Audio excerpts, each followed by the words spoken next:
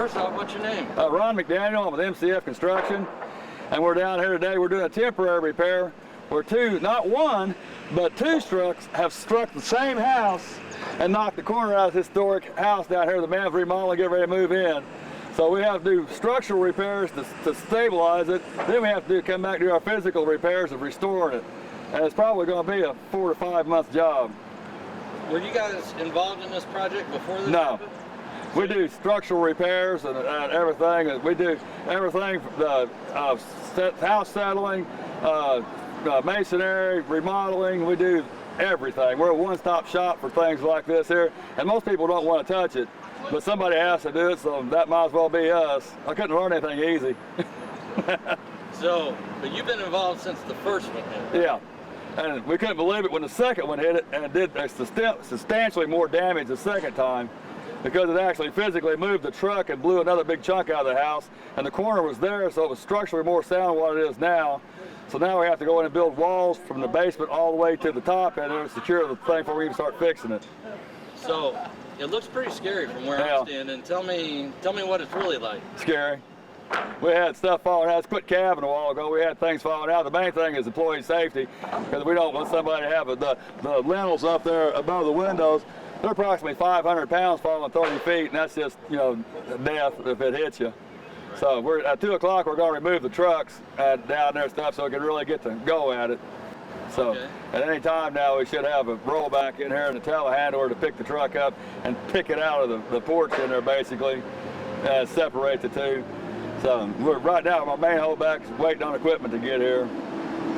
So this second vehicle did a lot more damage and made it a lot more unstable, because the corner was there. From the best part, the corner was there. We were going to take it back, but we could take it back under our terms, and now it's not there, so now we're at the mercy of nature and physics. Is this a situation where you know you can save it, or do you think you can save it? Oh, I know I can save it. I've done just as bad before. I've been doing it for 30 years now and everything, and so whenever we're the 911 of home repair. I guess so. Yeah, everybody calls them off and thinks they're done for. If we got enough money and stuff, we can fix them. But there'll be a lot of zeros involved by the time we get done. So, the room that was destroyed here on the first floor, you were telling me it's like a work of art in there. Oh, the ceilings are actually leather over plaster, painted to look like wood with ornate trim attached on there. So we have to save that once we push everything up, keep the weather out. That's the main thing. We had that big storm today and blew water in there, so we were up there fighting tarps to keep the water off the plaster ceiling with the leather on it so it don't fall out, because you just can't have it done anymore. It's almost priceless to find anybody that would do leather work like that over plaster. It's just, nobody would even think about it. So do you love these old houses? Oh yeah.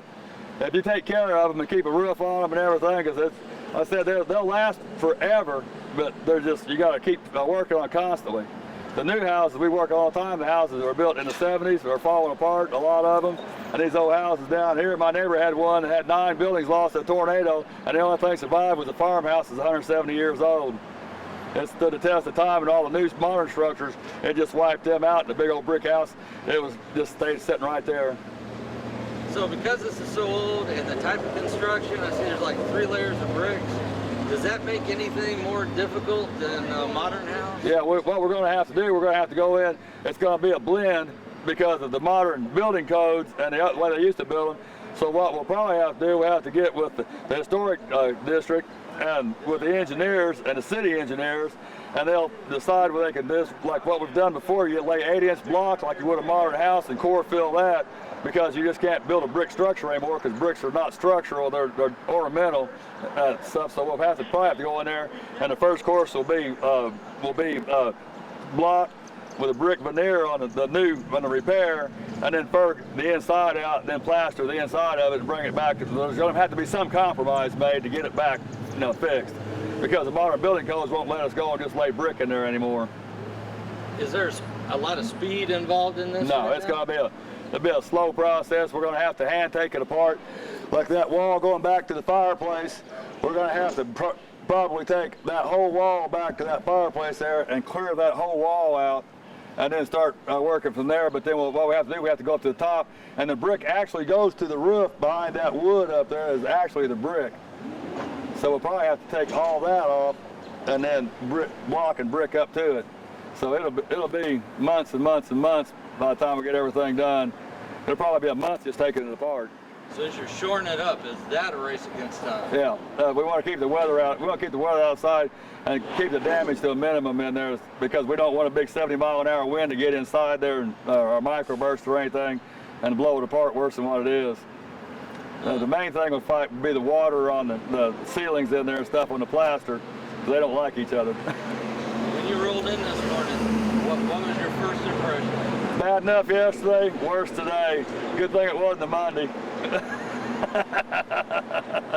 If it was Monday, I just went home. We'll wait and start Tuesday.